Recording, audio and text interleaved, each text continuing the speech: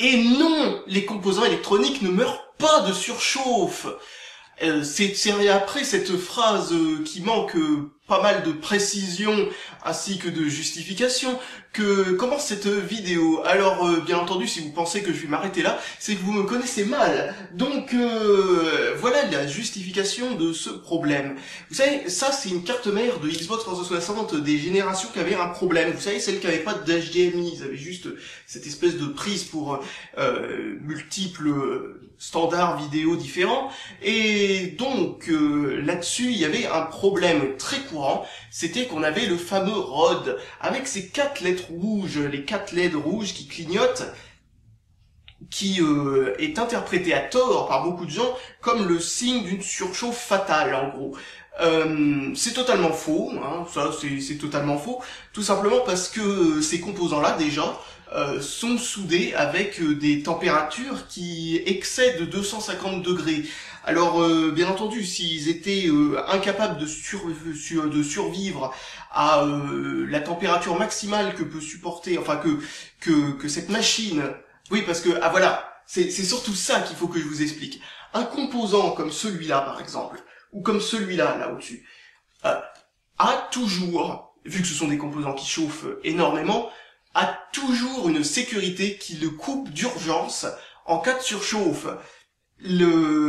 Quand la Xbox 360 est coupée en surchauffe, il y a le cadran devant avec ces fameuses LED rouges qui en affichent que 2 clignotantes. 3 LED rouges, ça veut pas dire surchauffe.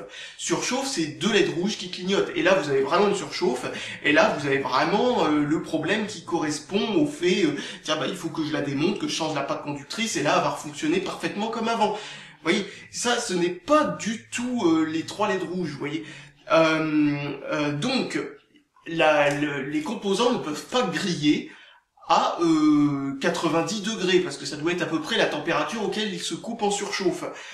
90 degrés, c'est absolument pas un problème pour le matériel, hein. Je veux dire, il y a rien qui fond dans cette machine à 90 degrés. Les soudures fondent à plus de 200 degrés. Donc, il y a absolument aucun risque. Et c'est ce que je vais prouver à la fin de cette vidéo pour, bien entendu, parce que c'est très controversé, là, ce que je suis en train de dire. Non mais sérieusement, certaines personnes prennent ce sujet-là tellement à cœur que j'ai été obligé d'en faire une vidéo, bien entendu. Je fais aussi la vidéo pour ceux qui ne sont pas des gros trolls monstrueux, juste pour les informer que, bien entendu, il y a certaines personnes qui essayent de les induire en erreur. Alors, le fait qui se produit donc quand la machine arrive à sa fameuse erreur des 3 LED rouges sur bien entendu ces vieux modèles de Xbox 360, parce que je ne sais pas, je ne suis pas tenu vraiment au courant de ce genre de truc, mais il est grandement possible qu'ils aient réglé ce problème dans les dernières Xbox, je l'espère en tout cas. Donc ces composants-là sont soudés par en dessous. Vous voyez, on voit pas de patte autour, comme par exemple ce composant-là où on voit autour des broches. Bon, on voit parfaitement bien par où est soudé ce composant. Là, ces composants-là sont soudés par en dessous. Ce sont des petites billes d'étain qui sont disposées en grille et qui, en gros, sont fondues de chaque côté et le composant reste en place de manière très solide grâce à ces soudures entre le composant et la carte mère. Dans ce cas-là. Et donc le principe, c'est que ces petites billes-là, il peut y en avoir certaines qui sont très mal soudées.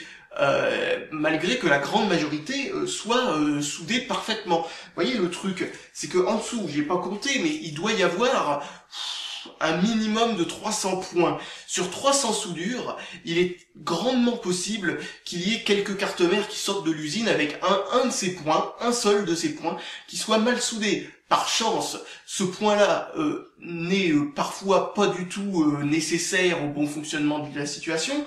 Et donc du coup ce point-là, même s'il ne fait plus contact, ça ne pose pas de problème. Malheureusement, le truc c'est que à l'époque des premières Xbox 360, et à l'époque aussi de certains ordinateurs portables, dont celui-là dont voici la carte mère, c'est l'ancien ordinateur portable Apple, c'était un compact je sais pas quoi, enfin le genre d'ordinateur qu'il faut surtout pas acheter parce qu'il est en promo, vous voyez, ce genre de truc. Eh bien, ce genre d'ordinateur a ici un chipset qui est soudé par beaucoup moins de points, mais il subit le même problème. C'est que, vous voyez, à une époque, l'Europe est passée, a fait passer une loi qui empêche l'utilisation de l'étain à base d'étain avec un certain pourcentage de plomb. Pour des raisons de santé publique évidentes.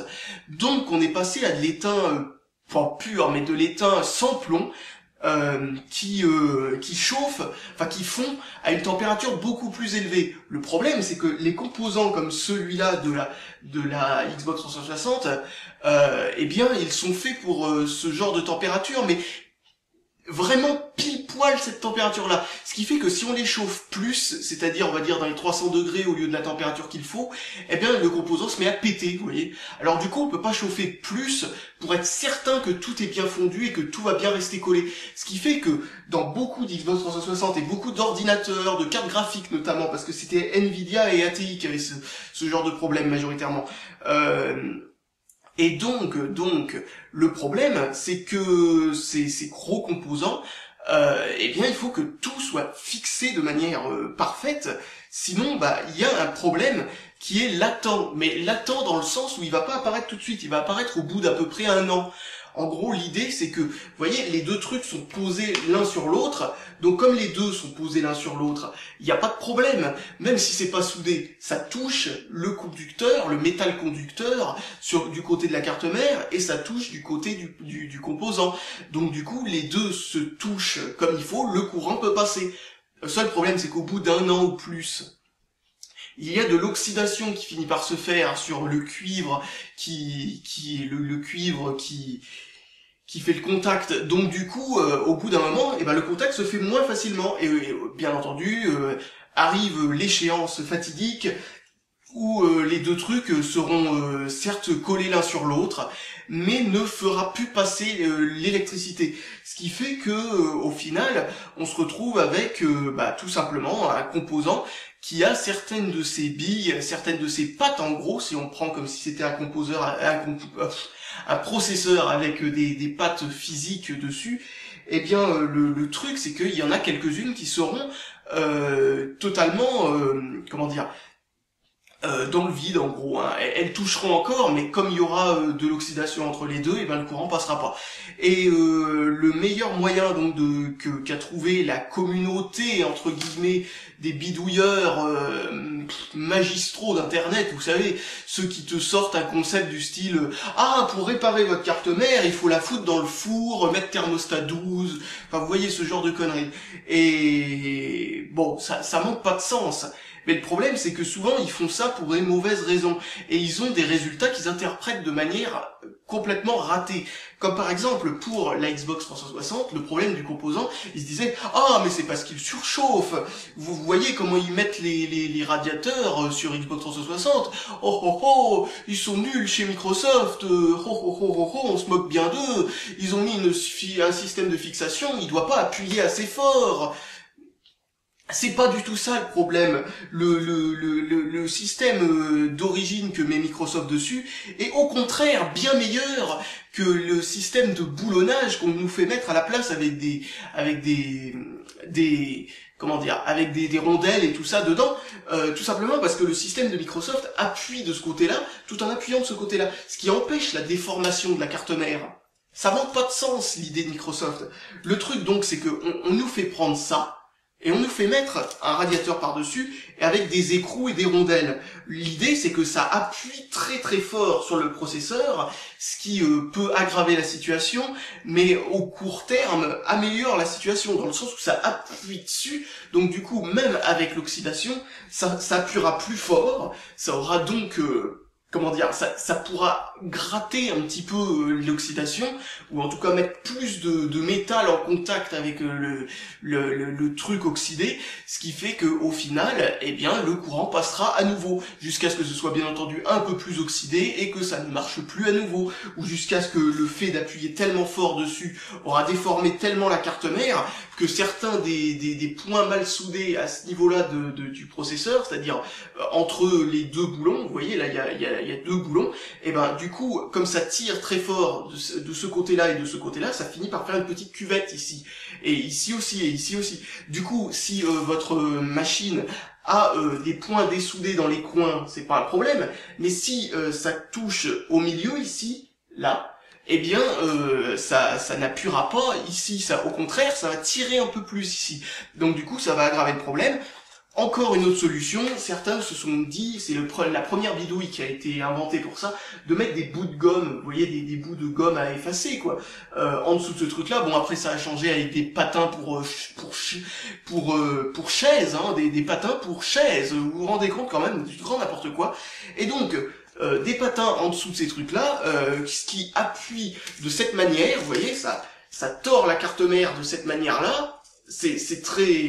C'est ridicule, hein, c'est d'un ridicule absolu, et donc du coup ça appuie très fort sur la périphérie du processeur. Vous voyez tous les points autour, au lieu d'appuyer que sur les coins avec le système du boulonnage. Et c'est pas beaucoup mieux, hein, le résultat est exactement identique.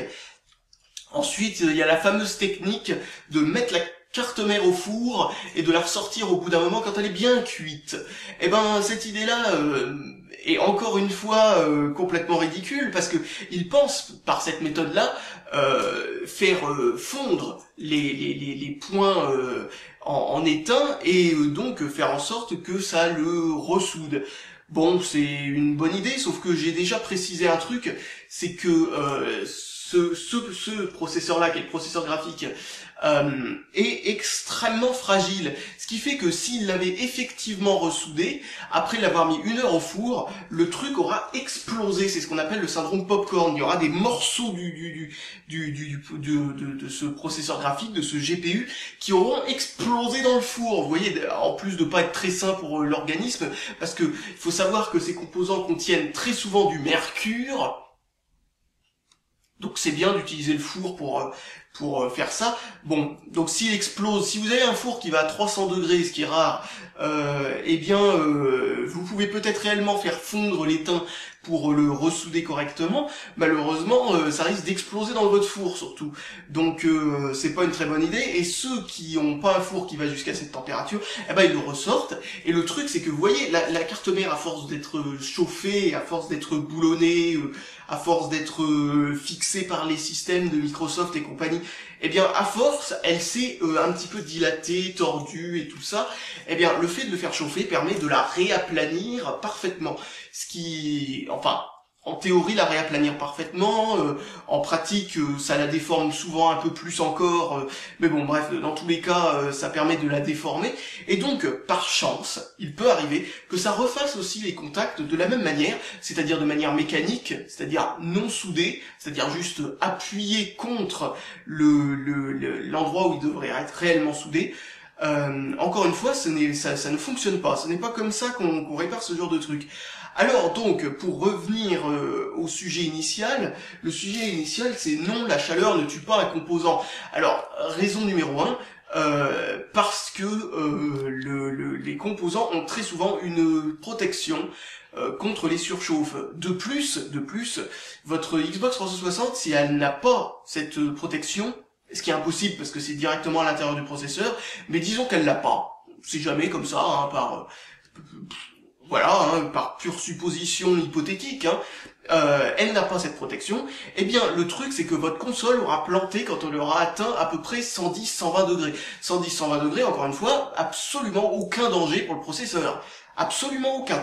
Donc le seul danger, c'est que le processeur graphique ou processeur tout court devienne instable. Donc du coup, en gros, il plante. Votre jeu a planté, vous éteignez la console, vous attendez que ça refroidisse, vous rallumez, et là vous voyez que ça remarche actuellement à nouveau parfaitement. Et ça va replanter à nouveau, parce que s'il y a eu une surchauffe, ça veut dire que le refroidissement qui a été mis autour n'est pas suffisant. Par exemple, la grille arrière de la console est bouchée par je ne sais quoi, ou par votre meuble, ou parce qu'il y a plein de trucs qui chauffent au-dessus et en dessous de votre machine, enfin ce genre de truc là. Mais enfin, en tout cas, le truc où se coupe en surchauffe, s'il a une protection surchauffe, ce qui est le cas de toutes les machines dans le commerce actuellement, hein, toutes, hein, c'est pas toutes sauf quelques exceptions, non, c'est vraiment toutes. Et donc le deuxième truc qui n'est pas une protection, c'est que la console planterait, et donc vu qu'elle est plantée, votre premier réflexe c'est de l'éteindre.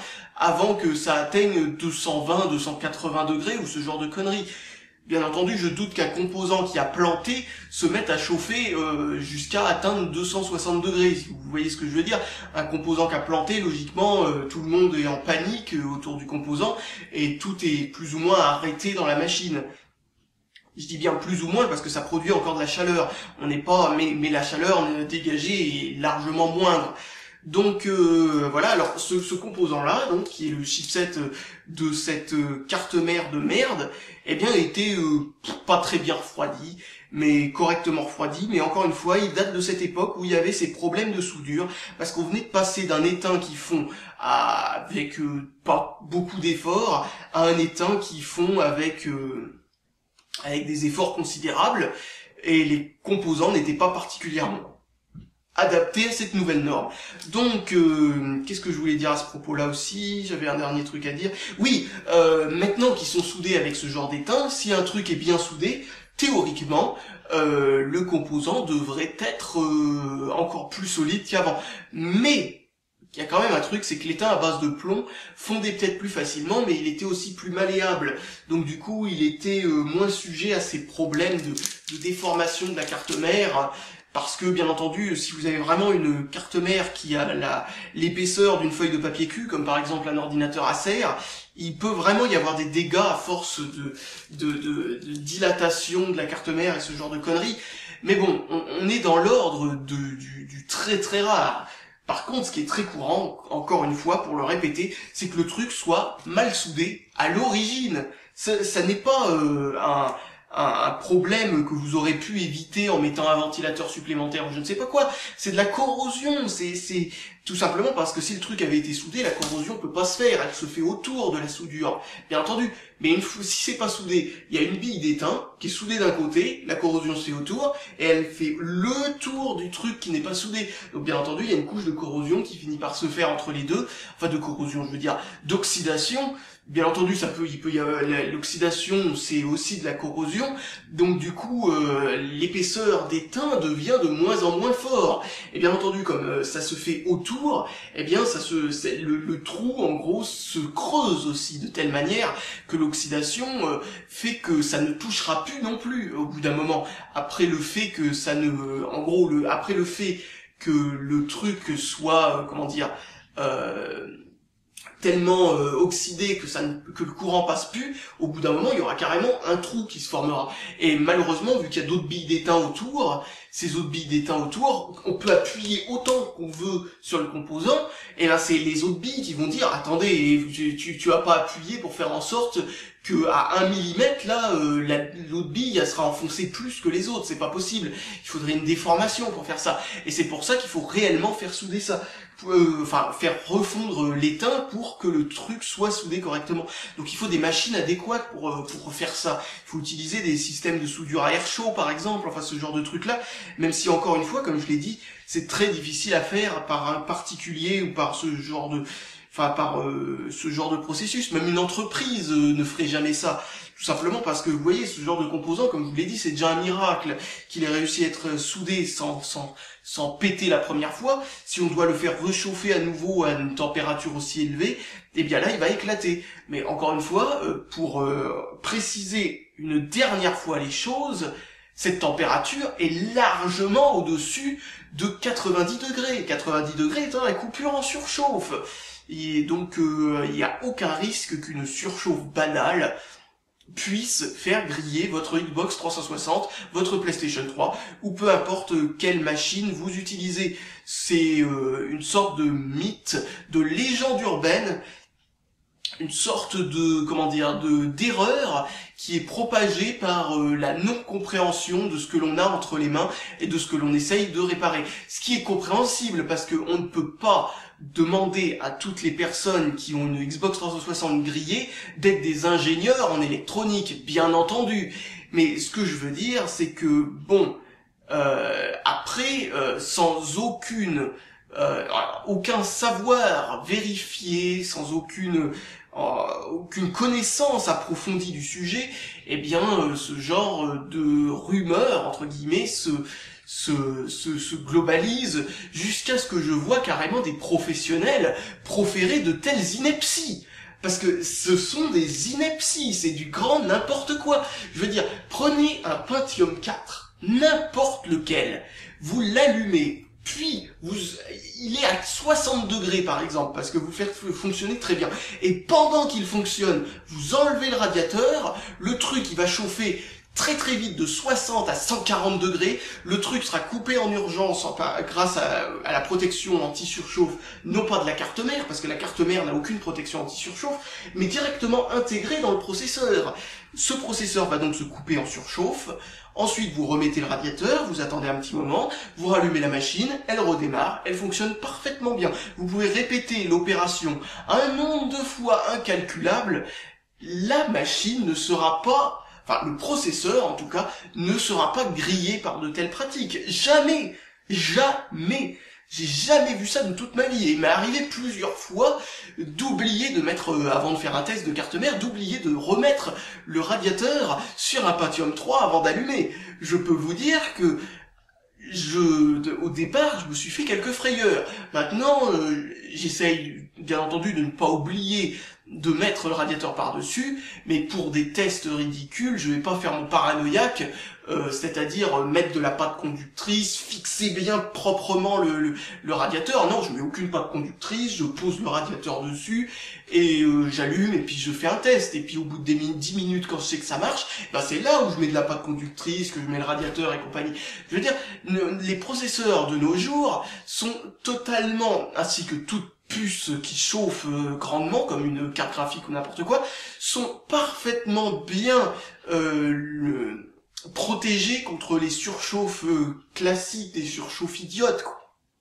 Des oublis de mettre un radiateur ou des trucs comme ça, qui sont pourtant dramatiques s'il n'y avait pas ces protections-là. Eh bien, il y a ces protections-là. Alors, on peut pas dire que avec un radiateur, bon Dieu, plus une protection anti-surchauffe, eh bien, une carte mère de Xbox 360 puisse s'autodétruire comme ça, comme si c'était comme si c'était un banal Athlon XP ou des trucs comme ça. Parce qu'il faut savoir que certains processeurs, comme les Athlon XP, en fait, les tout derniers processeurs à avoir existé, qui chauffent grandement, tellement qu'ils peuvent, griller de surchauffe, eh bien, ce sont les Athlon XP. Et pour les faire griller de surchauffe, faut pas y aller de main morte. Faut que le radiateur soit mal attaché, c'est-à-dire que, vous voyez, ça c'est la surface du processeur, c'est la surface du radiateur. Voilà comment il faut faire pour faire griller un Athlon XP. Vous voyez, la surface est sur le côté, mis n'importe comment. Et encore, hein, j'ai vu des processeurs qui avaient survécu à ce genre de pratique. Des Athlon XP qui avaient survécu à ce genre de démarrage avec le truc de travers. Donc ne vous inquiétez pas, il n'y a aucun processeur avec un radiateur mis correctement qui ne grillera de surchauffe. Il plantera de surchauffe peut-être avant même d'atteindre sa température de coupure en urgence. Et bien entendu, la coupure en urgence fera qu'il n'y aura jamais aucun problème qui fera qu'un processeur grille en surchauffe. Dois-je encore rappeler qu'ils sont soudés, ces composants, à des températures qui sont largement au-delà des températures sur lesquelles avec lesquelles ces processeurs, ces composants, etc., sont destinés à fonctionner. Donc, ce sont des conneries, des ragots, des idées complètement fausses, propagées, bien entendu, par des gens qui s'inquiètent. Parce que, bien entendu, on peut pas leur reprocher de s'inquiéter de la bonne santé et du bon fonctionnement de leur machine. Mais faut pas non plus les faire culpabiliser, ces personnes-là. Faut pas leur faire croire que c'est de leur faute, que c'est parce qu'ils ont mal aéré leur Xbox 360, ou ce genre de conneries, que leur console a grillé. C'est pas du tout à cause de ça, c'est parce que Microsoft a mal soudé les composants à l'origine. Enfin, c'est tout con, hein, Enfin voilà, hein, Microsoft perd moins d'argent en soudant mal les composants et en les vendant qu'en disant à ATI vu que c'est pas aux normes, de refaire intégralement le composant parce qu'il n'est pas conçu pour être soudé à la bonne température. Vous voyez ce que je veux dire ? ça leur coûterait plus cher. Donc du coup, ils préfèrent payer le surcoût de SAV et compagnie que de retarder la sortie de la Xbox 360 de 2 ans, parce que c'est ce qu'il y aurait eu s'ils avaient vraiment vu ce problème et qu'ils se seraient dit oh putain, on peut pas sortir une console avec un tel problème. À mon avis, ils étaient au courant, parce que on ne peut pas ne pas être au courant d'un truc comme ça. Ces machines-là, avant d'être mises sur le marché, subissent énormément de tests de qualité. Alors ils ont dû le faire fonctionner, le faire oxyder artificiellement quelques consoles, quelques cartes mères, puis les tester et voir que ça ne marche pas, ce genre de truc. Bref. En tout cas, ça revient, mais je culpabilise pas non plus Microsoft, oh là là, les pauvres, les faire culpabiliser pour avoir gagné de l'argent. Je veux dire, je ne tiens pas non plus à enrager les fanboys de Microsoft, c'est plutôt ça en fait que je devrais dire. Donc, Microsoft n'est pas le seul fautif dans ce problème, c'est toutes les marques, toutes, pendant une époque entre 2007 et 2009.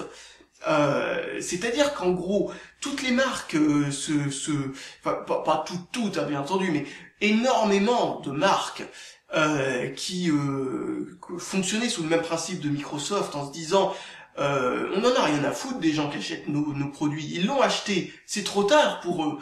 Voilà, c'est comme ça que raisonnent quelques entreprises, parce que faut quand même se dire que ce truc-là, quand Paul a acheté cet ordinateur, oui, je sais, on dirait plus vraiment un ordinateur portable maintenant, mais quand Paul a acheté cet ordinateur, il était en solde. Et déjà sur Internet, les forums étaient pleins de gens qui disaient que leur ordinateur avait grillé quelques jours après la fin de la garantie de ce même problème de composants mal soudés.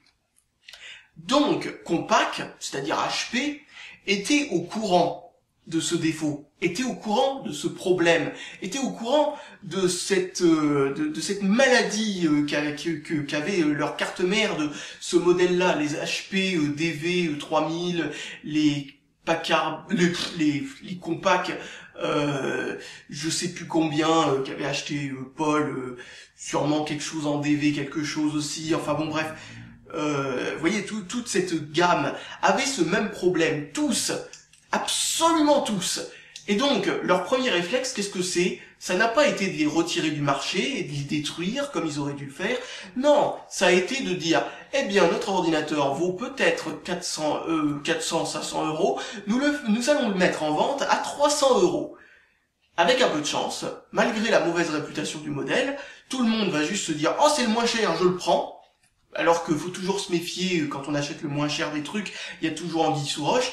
Donc, oh mon Dieu, c'est une bonne affaire, je le prends. Et donc, après l'avoir pris, s'est retrouvé comme Paul, 1 mois après la garantie, avec un ordinateur grillé entre les mains, sans aucun moyen de pouvoir réussir à le revendre. À le revendre. Je veux dire, à le revendre, bien entendu, en effet, oui, c'est vrai que ça aurait été une bonne chose, mais je veux dire surtout à se le faire échanger par la garantie. Donc la seule chose que j'ai pu faire, moi, c'est revendre l'écran et revendre quelques bricoles. J'ai encore le processeur sous la main, parce que les processeurs d'ordinateurs portables, encore une preuve que ces composants ne grillent pas facilement, on trouve des tonnes et des tonnes de composants qui fonctionnent encore, comme le processeur, alors que la carte mère elle-même est complètement niquée. Tout simplement parce que un de ces composants qui fonctionne encore parfaitement a été mal soudé. Malheureusement, Paul, en démontant la carte mère, a bousillé la carte mère, donc je n'ai pas pu essayer de ressouder ce composant pour voir si la carte mère fonctionnait encore après l'avoir bien entendu démonté, donc ressouder pour voir si elle refonctionne ensuite.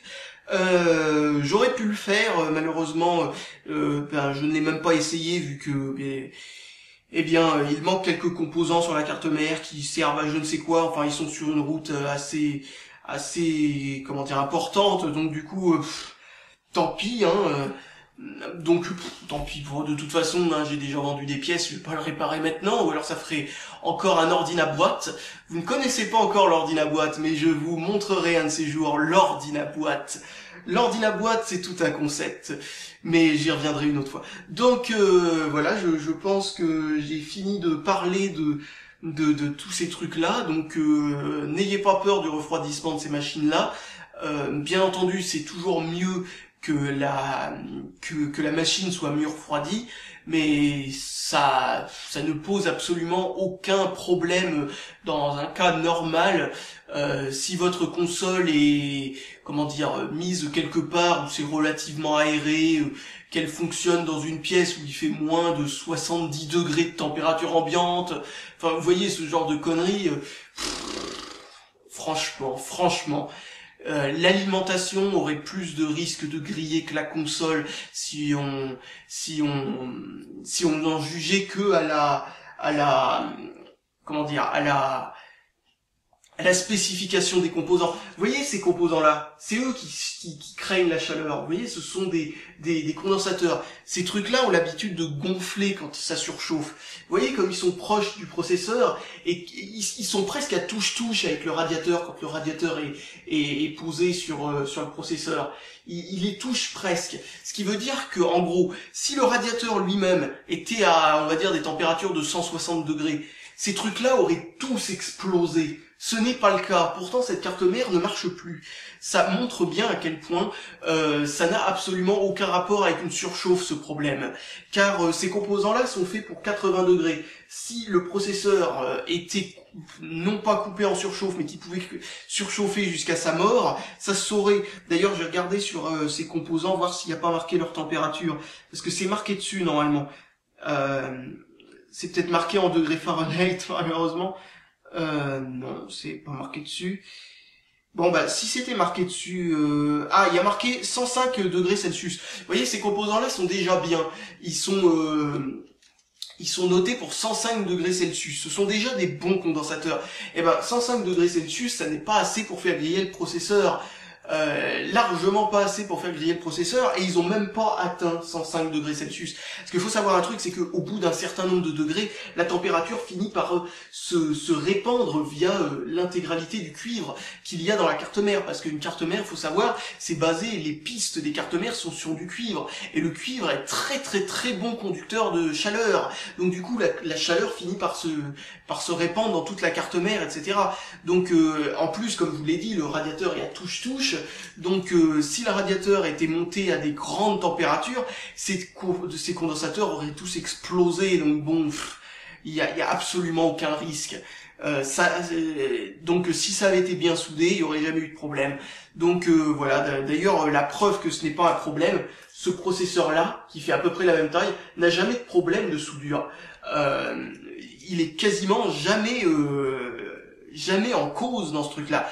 Et bizarrement, j'ai remarqué que ce composant supportait beaucoup mieux la chaleur quand on le soudait. C'est-à-dire qu'il peut supporter 300 degrés alors que lui, il aurait explosé à 300 degrés. Vous voyez, ça montre bien que ce processeur donc a été chauffé avec une température plus élevée, parce que chez Microsoft, ils savaient qu'ils pouvaient mettre une température plus élevée.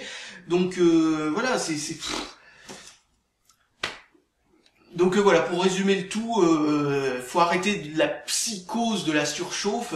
C'est pas la surchauffe le problème. Le problème, c'est la mauvaise, les mauvaises soudures, tout simplement.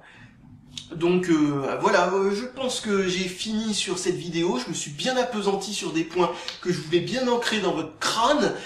Comme d'habitude, je me répète énormément, mais c'est ce qu'il faut pour apprendre, hein. C'est la base de l'apprentissage, la répétition. Je vais pas dire que c'est volontaire non plus, hein. C'est juste parce que moi-même j'ai l'habitude de beaucoup me répéter. C'est involontaire, mais voilà, en même temps, ça fonctionne. Et donc, je pense qu'il n'y a rien d'autre à dire de spécial là-dessus. Donc maintenant que j'ai fait le tour, eh bien, je vous dis salut à tous et à la prochaine.